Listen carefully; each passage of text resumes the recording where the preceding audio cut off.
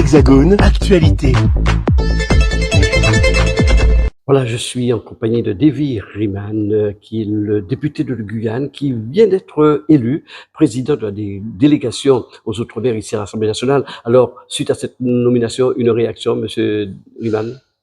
Écoutez, bonjour à toutes et tous. Donc c'est une satisfaction d'être élu par ses collègues comme ça de la sorte. Donc pour moi maintenant c'est un nouveau challenge qui commence avec ces mêmes collègues avec qui on s'était pour une partie réunie en Guyane en janvier. On a commencé à être unis, comme dirait le député Rattenant de la Réunion. On a décidé de chasser en meute pour nos territoires, pour l'évolution positive de nos territoires. Donc maintenant il n'y a plus qu'à le faire. Vous pouvez nous rappeler les fonctions, les missions que vous aurez à accomplir en tant que président de cette délégation ici à l'Assemblée nationale?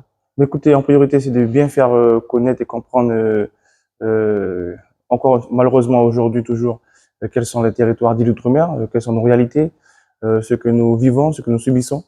Il y a la vie chère, il y a la continuité territoriale. Il y a tellement de sujets aujourd'hui. Il y a la chlordécone aux Antilles.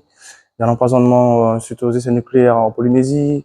Il y a le mercure, il y a l'orpaillage illégal, la pêche illégale. Bon, il y a tellement de sujets sur nos différents territoires. Il y a Mayotte aussi qui vit des moments extrêmement compliqués avec le manque d'eau énorme qu'il y a sur le territoire. Donc voilà, il y a des sujets vastes et variés. Donc en tant que président de la délégation, en tout cas moi, j'aurai à cœur d'animer tout ça avec les collègues et de faire valoir nos réalités au sein du gouvernement et du Parlement. Monsieur le député, dans quelques jours, il y aura un conseil interministériel aux Outre-mer. Qu'attendez-vous de ce conseil interministériel pour la Guyane?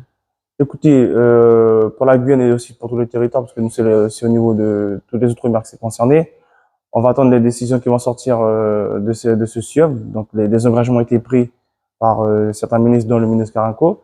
On va voir maintenant si c'est à la hauteur du rendez-vous. Sinon, si ce n'est pas à la hauteur, nous le ferons savoir rapidement. Voilà. Alors, un dossier qui a été abordé récemment aussi à l'Assemblée, la continuité territoriale. Là, vous êtes optimiste sur ce projet? On attend. On sait souvent que des fois, les choses accouchent d'une souris. Maintenant, en n'étant pas pessimiste, on dit qu'on attend. On va voir ce qui va sortir du SIOM, ce qu'ils vont vraiment proposer de concret, qui aura un impact positif sur nos concitoyens, sur nos compatriotes, parce que là, la chose est devenue extrêmement compliquée et ça ne peut plus continuer comme ça.